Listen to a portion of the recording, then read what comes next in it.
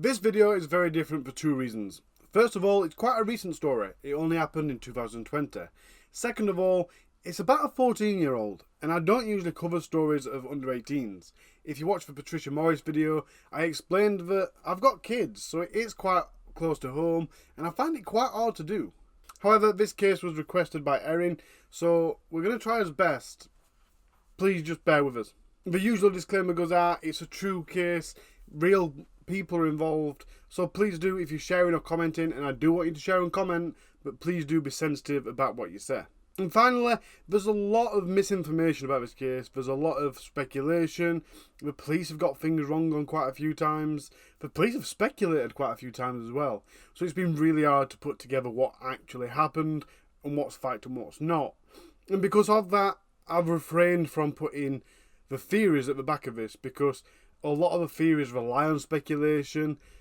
And I thought it'd be best to just get as much fact as possible, or what I deem to be fact, and put it all in the video. And then there is a bit of theory and speculation towards the end, but not as much as I'd like. And I have also put the links to all the sources I've used in the description, or at least most of the sources I've used in the description, so if you want to check them out you can. There is also a link to a YouTube video, and it's an interview with Fiona, and that's Noah's mom. So that's quite interesting to check out. It's quite hard to watch as well, because Fiona gets quite upset in a few points. But it is very interesting to watch. So if you are following this case and you haven't seen that video, check it down in the description for that link. First things first, it's important you know a bit about the time that this happened and Belfast itself in Northern Ireland.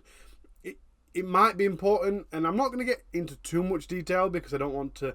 Well, it's not a politics show, so we're just going to touch lightly on a few things that might have come into play during this case.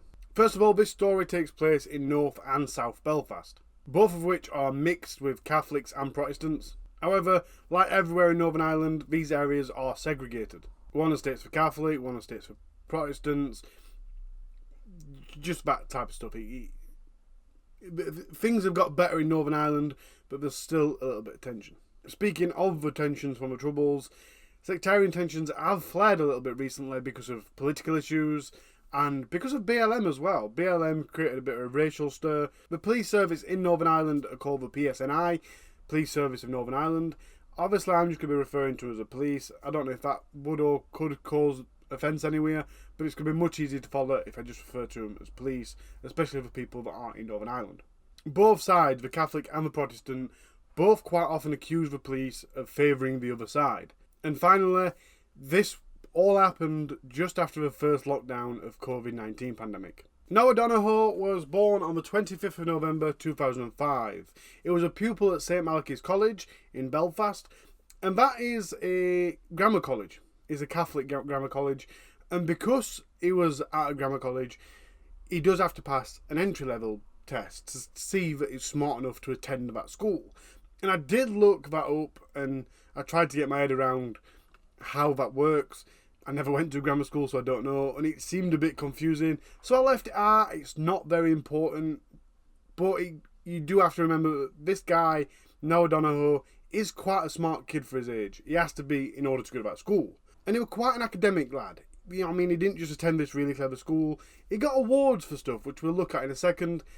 Quite often at times like this, we hear that the victim were, he were a lovely lad and everything else, and then it turns out that he weren't so favourable. But this lad actually won awards for his intelligence and for his attitude towards the school. So it does seem that he really were just a nice lad that were very interested in learning and wanted to better himself. Some of the ways that Noah were described is personable, good-humoured, very kind, intelligent, smart, gentle, well-liked, fiercely intelligent, and hugely talented. He had a deep love for the cello. He also loved rugby and basketball. Now, I'm going to read out a quick part of the statement from Noah's school that basically just describes how the school saw Noah. He had been described as a perfect gentleman who was always able to show genuine competitive spirit on the court. One of his teachers and coach said that Noah had a heart of a lion, being able to express himself on the pitch, shouting, laughing and having fun with his friends, whilst in class he was normally measured and modest. In his short 3 years at St Malachy's, Noah received much recognition and numerous awards for his contributions and dedication to college life. These include Spirit of College Award, full attendance, class prizes, and UK Maths Challenge success. End quote. Noah was the only child and he was raised by his mom, Fiona Donohoe. Noah was mixed race, and although that seems insignificant, and I agree, it really shouldn't make a difference, but it might be a significant detail. On Friday the 20th of June, Noah went out to meet his friend. They were fresh out of lockdown and he was super excited. He met his friend and they had a great time, and they agreed to meet another friend on the following day. On Saturday the 21st of June 2020, Noah set off from his home in South Belfast to go meet his friends. He was meeting two friends, and the intended meeting place was Cave Hill, a very popular meeting place in North Belfast. His mom was quite reserved about this. She didn't want him to go, she wanted him to stay at home and have dinner. But at the same point, she'd seen how excited he were to go and meet his friends. She saw how much of a good time he had yesterday. So she kind of held back and she let him go, and they decided to have dinner later on. At 5:41 in the afternoon, Noah left home on his push bike. It was a black Apollo bike. He was wearing a black skateboard helmet, green khaki North Face jacket, grey shorts with an emblem on one leg, a tie-dye blue hoodie, and Nike trainers. He also had a khaki green backpack. This backpack contained a book, which was apparently a self-help book called 12 Rules of Life by Jordan B. Peterson. Inside the bag was also his laptop. Now you might be wondering why he's taking his laptop to go out with his friends, but it said that he wanted to do some extra work to get extra credit for the Duke of Edinburgh award. So that were at 5:41. He set off to go meet his friends. And I'm not exactly sure where Noah lives. I've got a rough idea, but it's kind of irrelevant. All you need to know is it's just a few streets south of Ormo Street. At 5:42, Noah was seen travelling up Ormo Street, which is the expected route. At 5:49, Noah was in the city centre, which again is on the expected route. At 5:50, Noah was seen at Victoria Square. Now, a quick look at a map shows the Ormo route to Victoria Square is one street, although it could be one of 5 streets that run parallel. Regardless of which street it took, the distance would have been about 0.5 mile, half a mile. Now, if we work out the speed of that, it's quite a slow, leisurely pace, because it took him 8 minutes. So he's travelling about 4 miles an hour, which is the upper walking speed, average speed. He's not going very fast at all. Even if we factor in that he'd stopped for a minute to cross the road or something, he still weren't going that fast. It was then seen on Royal Avenue, York Street, outside the university, and so far, presuming that he went straight up one of them 5 roads from Ormo Street to Victoria Square, his journey is pretty much a straight line. He's still alone, he's still got his bag, he's still got his helmet, everything seems to be okay and as expected. But we need to recap a little bit here. When I say he's still got his bag, that is very much debated, because we'll get into it later, but he may or may not have his bag at this point. At 5:55, Noah's travelling towards York Gate, and now he definitely doesn't have his bag.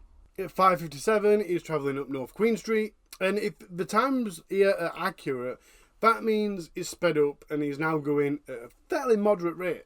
He's travelled 1.2 miles from Victoria Square in 7 minutes. That works out at 10 miles an hour. And like I said, it isn't like super fast. It's not a 14-year-old cycling as much as he can, especially seeing as he's an athletic lad, but it is a moderate speed. Later on, his phone was found on this road by a member of the public. It was near a park on North Queen Street. At 6 p.m, Noah was travelling towards Grove Wellbeing Centre and he fell off his bike. Now, Grove Wellbeing Centre is on that park. The park kind of goes round it, if you know what I mean, so Grove Wellbeing Centre backs onto the park. So it's quite interesting that his phone was found in that area. Maybe it'd been near the park, or maybe his phone fell out there. Obviously, it's speculation, but his phone was found fairly near the park, and he falls off, from what I can gather, near the park. Anyhow, this was caught on camera, and a motorist did stop to help. But by 6:01, Noah had got back on his bike and continued cycling. He was going up Shore Road, and now he ain't got his green khaki jacket. And by the way, this green khaki jacket has still to this day not been found. At 6:02, Noah enters Northwood Crescent via Skegnale Avenue. Again, Noah's average speed from Victoria Square has been roughly 10 miles an hour. And Noah's mum says from the CCTV that she's seen, at that time he looked absolutely exhausted. And she says the police didn't quite pick up on this, but she knows as his mother that he was absolutely exhausted at this point. Now, it was on this road that Noah had lost his helmet, or he took his helmet off, and it was found between houses 17 and 23. His bike was also found on this road, and his remaining clothes had been found on a wall outside 63 Northwood Road. And you can't really say remaining clothes because his underwear, his t-shirt and his shorts have never been found. Now hold on to that bit of information for a second. His underwear, his t-shirt and his shorts had never been found. 2 years on, still nowhere to be seen. Apparently, no CCTV or eyewitnesses saw Noah undressing. According to Noah's mom, she's seen the CCTV of Noah turning onto Northwood Crescent, and as he does, a silver car also pulls onto the cul-de-sac. So now, Noah's naked, and there's witnesses of him cycling, and there's witnesses of him running. And obviously this is something you're going to remember, because he's a 14-year-old lad that's naked, and 2 female residents separately did see this. One of the women that saw Noah cycling up the road naked came outside expecting it to be a Father's Day prank, and as he was cycling up the road, there were 2 men at the end of the street. And as far as I'm aware, these 2 men have never come forward as witnesses to say that they saw Noah within his last couple of minutes. And surely this is something you'd remember if a 14-year-old, like I've just said, you're going to remember it. He's a 14-year-old lad cycling towards you at 6 o'clock naked. You're going to remember that, and surely you'd have come forward as a witness. At 6:03, CCTV sees Noah going between 2 houses. It were numbered 89 and 91, and it were on Northwood Road. Again, the CCTV shows Noah's naked. The police originally reported his time as 6:11, 11 minutes past 6. And obviously that leaves an 8-minute gap, which is quite vile. But they then changed that and said it was 6:03. But Noah's mom says that that's not the only change that have been made. It's changed 4 times. The original account was 6:11, then it was 6:08, and then it was 6:03, but the pathology report also says it was 6:05. Either which way, this was the last sighting of Noah alive. And I think that makes it all the more important, because it's about the time that he took his clothes off, it's the last sighting of him.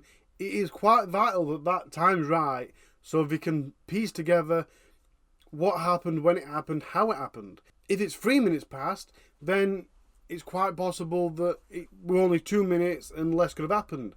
If it was 11 minutes past, that means there's 10 minutes between the CCTV sightings on this fairly short road.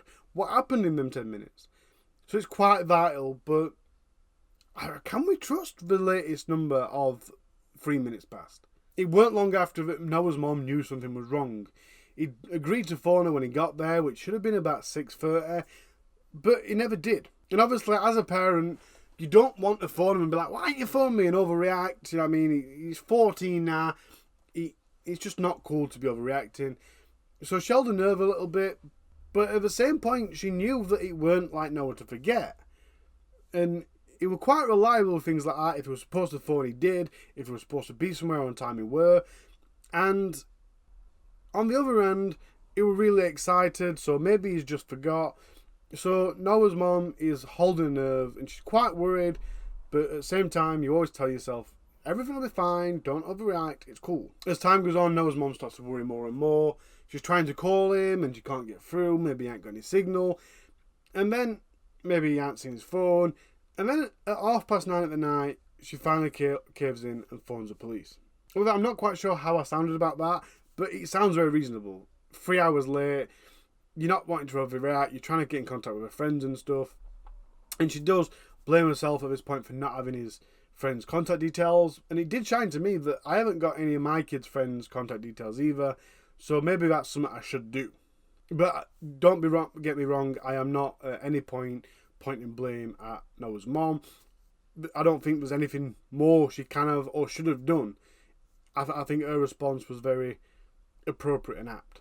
It was about 24 hours after Noah's last sighting that Karen Crooks, that lives on Northwood Road, phoned the police and said that she'd found Noah's bike at the end of a drive.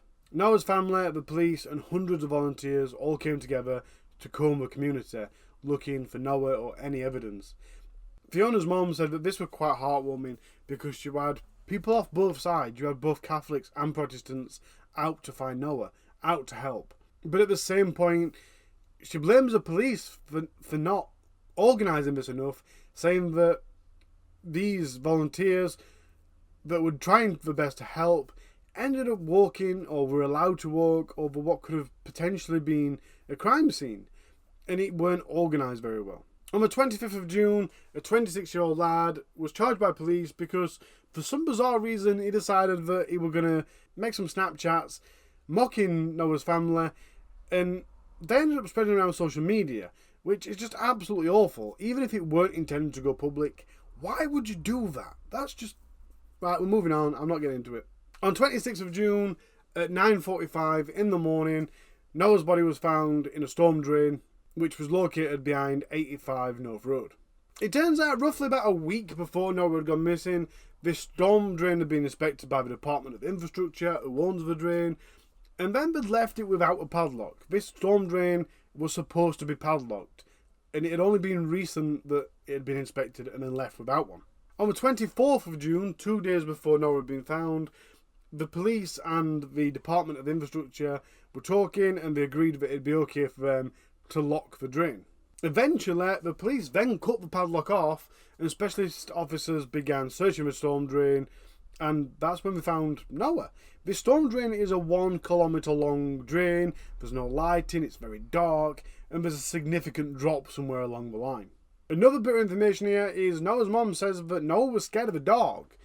So why on earth would he let himself into the storm drain when he knows that it's quite dark? Why would somebody scared of a dog do that? And obviously it's quite claustrophobic, and there's water running down, depending on how much it's been raining. It's fast moving in water as well.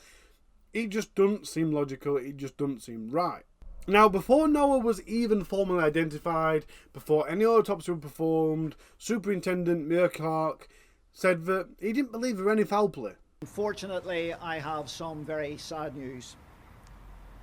I can confirm that our specialist police search and rescue team, who were continuing to search the storm drain complex, recovered the body of a young male in the North Belfast area just before 9:45 a.m. today.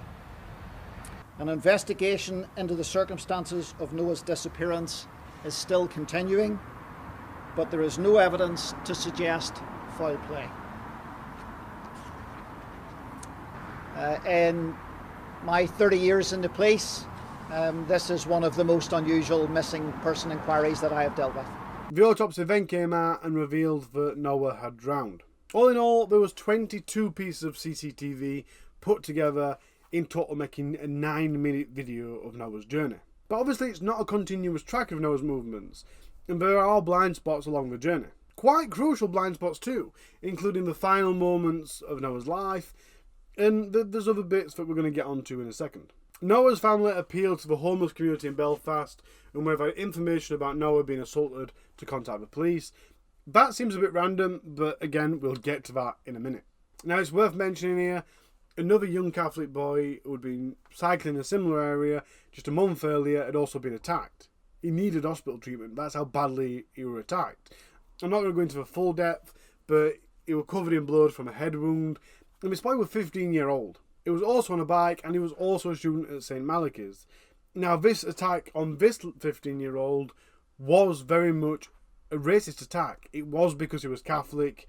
And like I said, I'm not going into too much detail about it because I don't want to confuse that story with this one.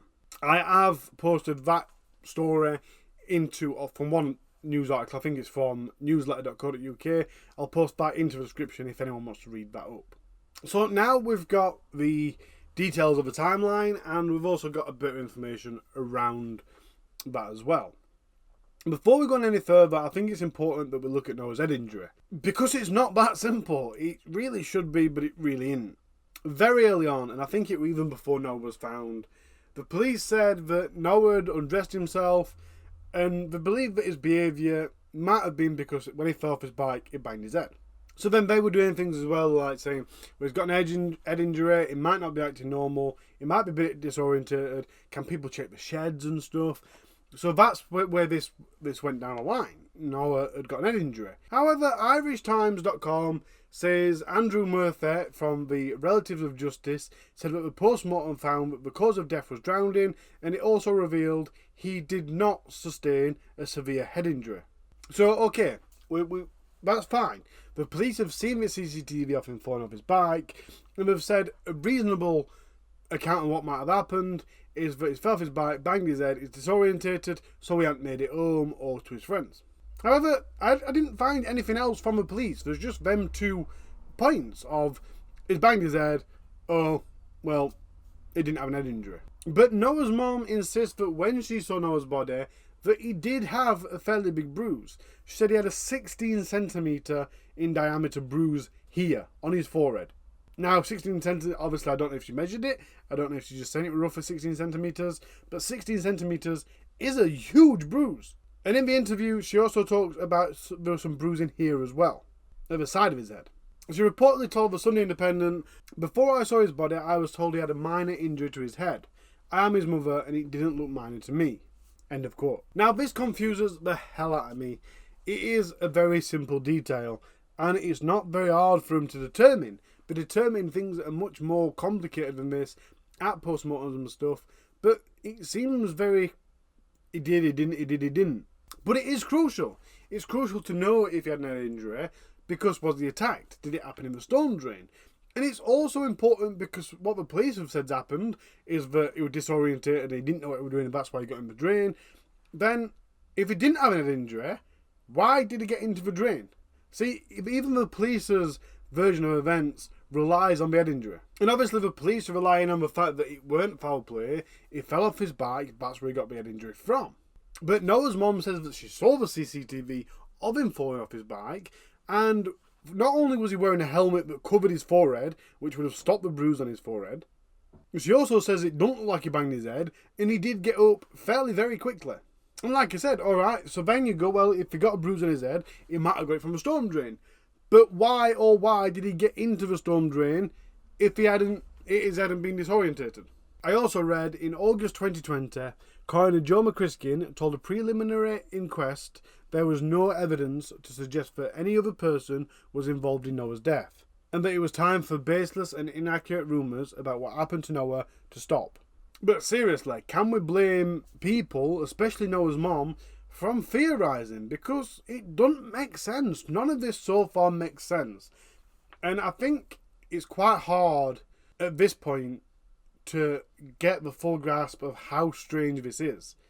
And when you go through and read news articles about this, you do kind of think, well, yeah, he fell off his bike and he climbed into a drain. It's quite a simple thing. Or maybe he was riding. But the more you dig into the case, the more you look at what Fiona's saying, which is Noah's mom, the more you look into other things that have happened, it just doesn't make sense. And here's where the story gets even more twisty-turny. 3 days into the search, the police were contacted by the manager of a cash converter, which is a pawn shop in Belfast city centre, and a convicted criminal had come into the pawn shop and said, "I want to sell this laptop." The guy went, "Well, have you got the charger?" And he says no. And this is quite commonplace because, alright, the cash converter could buy a new charger. One, it's hassle, but two, if you haven't got the charger, it suggests it's stolen. So for this reason, the cash converter said, "No, we're not having the laptop, go away." The police also received an anonymous tip-off that Daryl Paul had been trying to sell the laptop the previous night. At a party, I think, irrelevant. I read reports that Daryl had been arrested at his flat where Noah's books, backpack and laptop were seized. And Daryl Paul did serve 3 months for the theft of this laptop, which I think is very strange. Regardless, let's carry on. Daryl Paul served 3 months in prison for the theft of this laptop. But Noah's mom's version of this event comes very different to what that report said. Before we introduce Maria Nolan, let's take a little step back. As I mentioned earlier, there's 20 CCTV clips of Noah on that day from 22 different cameras. But apparently a lot of his journey evaded the sighting of cameras.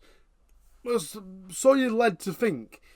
But Noah's family, Noah's mom, went down the Noah's route and they counted all the cameras. They counted 180. I think it might be 150. They counted a hell of a lot of cameras along that route. And Noah's mum is understandably infuriated. She kind of goes, how the hell have you only got 22 sightings when there's at least 180 cameras? It doesn't make sense. That is only 1 in 8 cameras along the route that saw Noah. And Fiona uses this as evidence. She says this is pure evidence that you didn't do everything you could have done to find the evidence and the information that were needed. You didn't bother going to them 180 cameras and looking to find that video clip, and it could have been important. She claims that Belfast, because of the Troubles, is probably the most CCTV covered place in the UK. For example, there isn't even any trees in the centre of Belfast because trees would have blocked the CCTV footage, and that blind spot could be very important, so they don't even have trees. She also claims that Noah would have gone via Great Victoria Street. So obviously I looked this up and it didn't quite make sense at first, because instead of going straight up from Omar Street to Victoria Square, it'd now have to go west to then go back east. You know what I mean? You're making a round trip. But as I was looking at this thinking, well, why? That doesn't make any sense. I recalled that little bit of distance it made really slow. Less than half the speed it made the rest of the journey at. So I worked out how far that were, and worked out how long it would take him. And sure enough, if it had gone the way that Noah's mom says it would have gone, that means it would go in at 8 miles an hour, which is a lot more consistent with the 10 miles an hour that he did for the rest of the journey. So it does make sense. Yeah, I mean, that patches up and it does kind of go, well, that does actually make sense. But there's no CCTV footage of him on that road. And let's be clear as well, there's no CCTV footage of him in the roads between. So from Omar Street to Victoria Square, there is no footage. So we can't actually say which way he went. As far as I know anyway, obviously I haven't seen all the footage. And to make matters worse, a witness giving a 5-page witness statement to Noah's solicitor. And this statement said that this woman was with 4 men, all of which were drug addicts, and they might have attacked Noah. And that was on Great Victoria Street. A news journalism website quoted Noah's mom saying she did implicate people. She did state that she was aware of an assault and an incident with Noah. She said it was talked about in the circles that she was part of too. She named 4 men, 4 career criminals known to the police. They said about an injection that could have possibly been injected with heroin or threatened with a heroin needle. She said that these people have taken these opportunities before and they are known for it. Now let's hold back a minute. Somebody said on a post on Reddit, somebody put that in as one of the theories, and somebody commented going, what a load of crap, no addict's going to give away their gear. It's expensive and they need it more than anybody else in the world because that's the nature of being an addict. But this does happen. This does happen, especially if you look at it like this. A 14-year-old boy wouldn't need anywhere near as much gear as them to have an impact. So they're not giving away that much. And I haven't looked it up, and I might do, but this does happen. I know it happens. I've heard stories of people, friends of friends and stuff. I know people, for example, I know people that have been into a squat and there's been addicts in there, and they use needles as a defence weapon. Is it likely, are addicts known for this? I don't think so. I don't think addicts are known for it. It's hard, you know. All I'm trying to say is you can't rule it out. That sort of stuff does happen in the real world. So just saying, well, it's expensive and they ain't got much money, they steal things all day to try and buy it, they won't do it. You can't say that because you don't know it. That thing does happen. So, Great Victoria Street. We've got a witness that said they saw Noah there and 4 men could have possibly attacked him. We've got Fiona, Noah's mom, saying it's quite likely that he went that way, that's the way he goes to school. And by working out how long it took him to get there and the speed he went, it is viable that he went that way. Now, Great Victoria Street is a very investment-rich, very high investment area. And Noah's mom says that it's quite possible that the powers that be have seen that he were attacked on this road and then got rid of the footage. We don't want it coming out.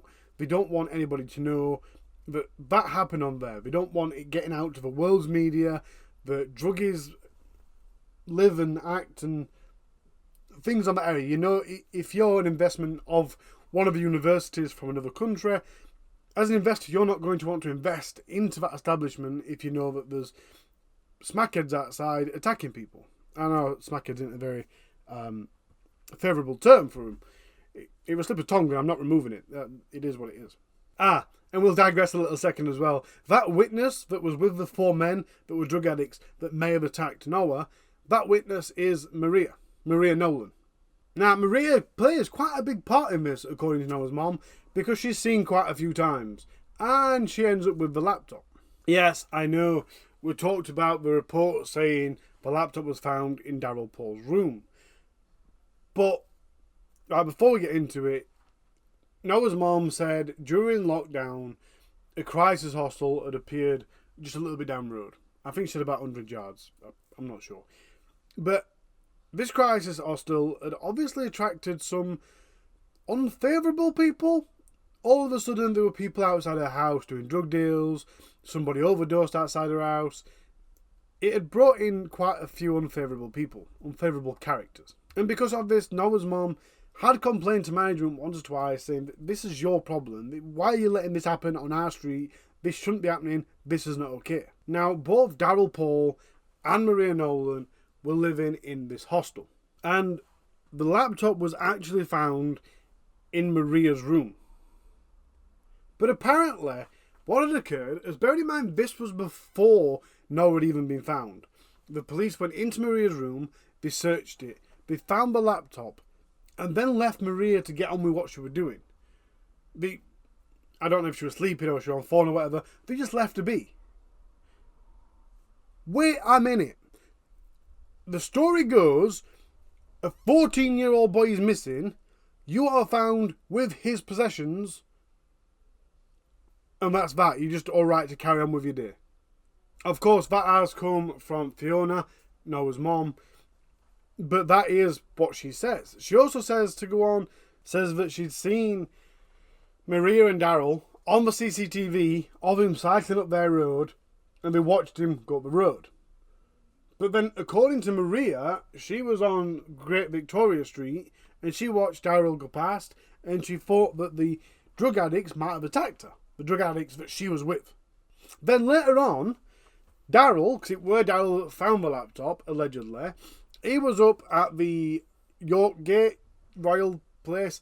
He was up there near the university, and he found the bag with the laptop in and the book, which were all found in Maria's possession. Now, come on. It's not hard to understand why Fiona's so confused about this. It doesn't make sense. How can... If that is some big coincidence, isn't it? That just... It's infuriating is what it is. It doesn't make sense. But it's not only the whereabouts of Maria and Daryl that doesn't make sense. The entire thing doesn't make sense. And it's so frustratingly confusing. I can't even imagine how Noah's mom feels, because it has mentally drained me to write this. So let's look at it. Royal Avenue, Victoria Street. I said when Noah was seen, he may or may not have had his bag. That's because the official report said that he did have his bag. However, Noah's mom says the footage weren't all that good, and she doesn't think he had his bag at that time. But Daryl says he found the bag on Royal Avenue by the university, which makes sense. He did go that way. So, how did he know that it would have been there? You know, how they must have followed him. Or they must have seen him again. Or someone else must have seen him again. Or even a lucky guess. Or maybe they took it off him there. Or maybe they did just genuinely find it there. But that highlights a greater picture to me. Because we're led to believe that everything were alright. Everything was going well. Then he fell off his bike and everything went downhill. But that's not the case. His bag was definitely found, or at least he didn't have his bag, near the university. That was well before he fell off his bike. Now, let's look at that for a second. He's got a bag with a laptop in it and a book. If that comes off, even say he's non-handed, he's cycling down the road like that, if his bag falls off, it's going to hit his tyre. And depending on how he's wearing it, it might not hit his tyre. But it's got a laptop and a book in it. It's going to have some weight to it. It's going to notice the difference of the weight. So, okay, maybe he stopped. Maybe he thought, do you know what? I'm going to have a break. Because if he were talking to his friend, if you stop on your bike to talk to your friend, why would you take your bag off? You wouldn't. You just stand there talking. So, I mean, even if he'd got his bag off to show his friend something, whatever, you still wouldn't have put it down. You're on a bike. You're not stood up. You're on a bike. You'd have put it back on your bike. But even that theory that he stopped for a minute doesn't make sense, because then he'd have had to cycle a lot faster than 10 mile an hour. But 10 mile an hour was the average throughout the entire journey after Victoria Square. So why did his bag come off well before he fell off his bike? It doesn't make sense. So at this point, let's go back. Let's have a look what happened. Here's what we know. Noah was on his bike. His backpack disappears and later to be found by a convicted thief. He then fell off his bike and later on his phone were found fairly closely by to where he fell off. It's also about this time that he also loses his jacket, which has never been found. Noah then goes into an estate that he has absolutely no business being in. His mum says he shouldn't have ever really been there before, she didn't know about it, but he goes into this estate with having no reason to be there. Upon entering the estate, he decides to strip off. His underwear, his t-shirt and his shorts have still never been found. He then walks between two random houses, jumps over a fence, and 3 days later the Department of Infrastructure lock it, and then 3 more days later the police cut the lock off and find him. And by the way, Noah's mom says that in order to go through them between them houses, 91 and 89, and get over the fence to the drain, he'd have had to jump over about 6 fences or tackle barbed wire. So now tell me that makes sense. Because with that story alone, with that version of events that I have just told, forgetting completely about Maria and Daryl, does that make any sense? That there's no foul play involved here whatsoever. He lost his bag. He fell off and lost his phone and jacket. Then he took his clothes off, and then he ended up in a drainage canal. Why? And you could say that he banged his head when he fell off his bike, although we've already disputed that. You could say that happened. So then I ask you, why did he lose his bag before that? It does not make sense. We're digressing again. Noah's mom is certain the police didn't do all they could have done. They didn't use all the resources they could have done. And she's quite furious about this, obviously. She says that none of the police, for example, were paid overtime. Now, this is unusual for a missing child case. None of the police was paid overtime. They did very little, if any, forensics, according to Noah's mom. And again, according to Noah's mom, any suspects that were brought forward by the community or by Noah's family were completely dismissed and used as irrelevant. Again, Noah's mom insists that the laptop, the bike, door handles on the gardens that it went onto, and the drain itself, nothing had been forensically examined. And not only were vital evidence not forensically tested, it was secured badly. And I can't remember what item it were, but one of the items had been put into a bag that had been left unsealed, so it was open to contamination. And I'm sure he said that his bike had been left outside. There was just what seems to be painted from Noah's mom is complete incompetence by the police. Another example here is when somebody dies by drowning, they take a water sample. And that basically means they go into the lungs, they get some water out, they go to the place that they supposedly drowned, get some water, and try and match the water samples. And this is shown because basically, if somebody drowns you and then dumps you in a river to make it look like you drowned in that river, by matching the water samples, you can determine that that person did or didn't drown where they were found. Now, Noah's mom's solicitor, or Noah's solicitor, insisted this quite early on. As soon as the body was found, he was straight in there and he says that water sample needs to be taken. And the person that they were talking to, somebody quite high up, said, yeah, I agree that that does need to happen. Yeah, that didn't happen. Also, the bins around Northwood Street, Crescent Avenue were collected, and the police just let these bins be collected. Now, this is staggering to me because his clothes still haven't been found. So, let's presume somebody beat him or whatever and took his clothes.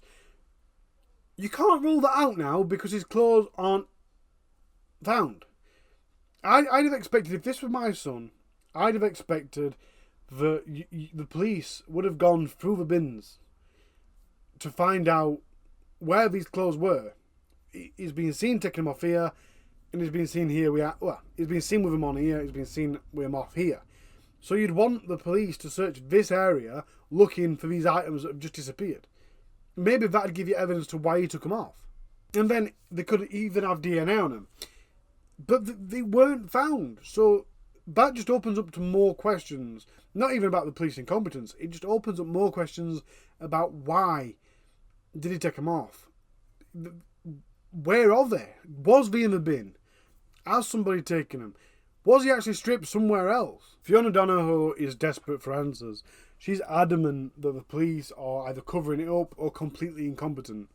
And in order to do this, she wants the files of the investigation.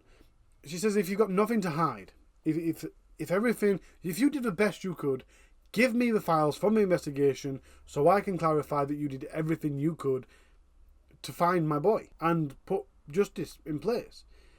And the police won't. So Fiona has created a petition. And on the petition she states, police have applied for a public interest immunity certificate, which if granted means they can hide 4 key files in the investigation.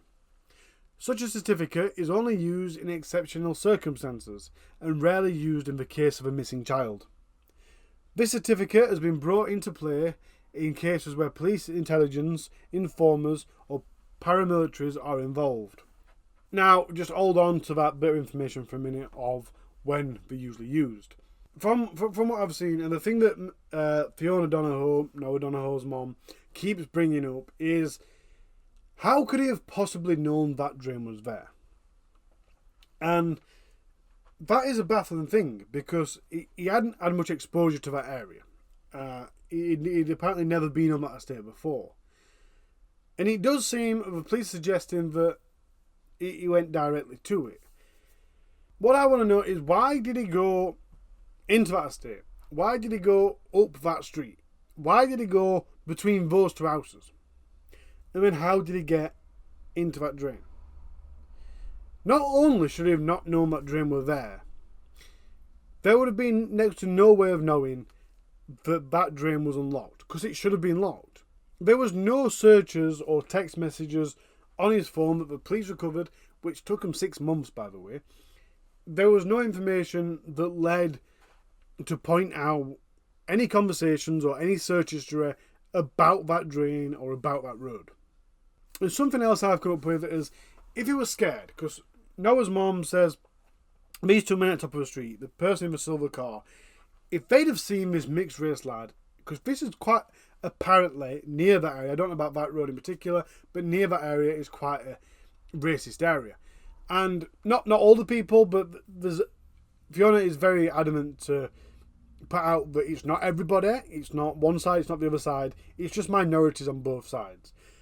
So she puts out that if somebody racist or a group of racist people had seen Noah, if they'd have known he was Catholic, if they'd have known that, well, obviously they'd have seen that he was mixed race, could they have then intimidated him? And I believe Fiona said that Noah didn't really have that much of a father figure in his life, so grown men to him would have been extremely intimidating. So it would have been quite easy to scare him into doing something like that. If they'd have, he would have stripped, and maybe then ran in fear. Maybe this car, she did say that at some point, and I can't remember where on the timeline it was, that he was looking behind him. Maybe this car was following him. Maybe this car came onto a cul-de-sac, and then he was told to take off his clothes. And maybe he ran in fear, and maybe he got into the drain. But I also asked Ben, and you can't see on the podcast, but the area that he goes into, if he's climbed over this fences, if he's tackled this barbed wire, the area that he's now in has plenty of trees. There is lots of different places he can go. There's a park, there's an area. So why couldn't he have just hid? And maybe it's because he was naked. I don't know. I don't know. I'm so interested to see what you guys think, because I just don't know. So Fiona's mom's point is, there is no way he could have known that drain was there, and there is absolutely no way he could have known he was unlocked. And if the police can give Fiona that information, she'll be a lot more relaxed about her approach, and she'll have more faith in what the police are saying. But until they can prove that, she has absolutely no faith in what they believe happened. And interestingly, worryingly, quite very upsettingly, Noah's mom also stated that 4 houses surrounding that drain heard screaming that night. Later on, a convict in prison confessed to another convict that he'd killed Noah Donohoe. He said that he'd drowned him in a bathtub and he'd put him in the drain. Again, this is where the water samples could have come in really handy. Noah's mom claimed that they never took that line of investigation seriously, they didn't seem to care, and the police do say that they thoroughly investigated it. And she even says that Maria's 5-page statement weren't taken seriously. And I did read on a newspaper article that it was this person that has said that he drowned Noah, said that he'd got paramilitaries to then get rid of Noah's body. It is Fiona Donohoe's, Noah Donohoe's mom, belief that he was murdered. She firmly believes that, and completely understandably, until she sees information that contradicts that, she's going to continue believing that. And I can't blame her. But she believes that it's not necessarily the police's incompetence. She thinks the police are covering this up. She believes that if they let out who murdered Noah, then that could spark the troubles again. It could create mass public unrest. And for that reason, they're not investigating it properly, or they're not releasing the information that's needed. And that's about as much as I've got. Like I said, I am sure there'll be people sat watching this saying that I've not added enough information, there's lots of information. It is very hard. Please bear in mind that from my position, I'm sat here sifting through, I have literally looked through hundreds of articles. It's very hard for me to get a grasp of what's real or not. Let's face it, none of us were there. None of us were there. So it's very hard to get what was true and what's not. I've tried to stick more with Noah's mom's version of events, but I've also took them with a pinch of salt. I know from working on Patricia Granger's case, and I did work very closely with her son on that, because Patricia Granger's son was so, in later years, so very involved in the case, and he was talking to media every year to rally up attention, and because he was putting things out and he was really pushing, the police stopped giving him information, which then made it look like incompetence. And don't get me wrong, there were some incompetence on their part, but there were a lot of information withheld from Patricia Granger's son to stop the information leak, because quite often the police think if the public know too much, that can hinder the investigation. So when we look at, in my opinion, when we look at Fiona Donohoe's version of events, I've also had to take that into account, that the police might be withholding information from her, and as we've already read, that quite often both sides, the Catholics and the Protestants, believe that the police are taking the other side's side. So it's super hard to tell, and it's been hard for me to cover. It really has, for many reasons, none the least that it's a 14-year-old boy. If you have got information that you want to put out, please do put it in the comments. The reason I haven't gone on longer, the reason I ain't going with theories, is because I don't want to peddle the speculation. I don't want to put false information out there. If you think something in here is not true, then please put it in the comments. I am open always to people's comments on how I've got things wrong or how I've missed things. But just also bear in mind that I have purposely tried to avoid any information that I think might not be true or might not be useful. End of the day, the entire point of doing these videos is to help. if I can get information out there, if you know what I mean, it's hard. Speaking of helping, if you was in that area, if you think you know anything, I will put the information in the comments to the contact details for where you need to contact the police. And if you do have information, please do come forward. At the end of the day, screw politics. This is a 14-year-old boy. A very bright, very ambitious 14-year-old boy that's now not here. And for whatever reason, be it a person or some strange thing, it is very strange, and justice, if somebody is behind it, justice has to be served. That's it, guys, we're done. We're done.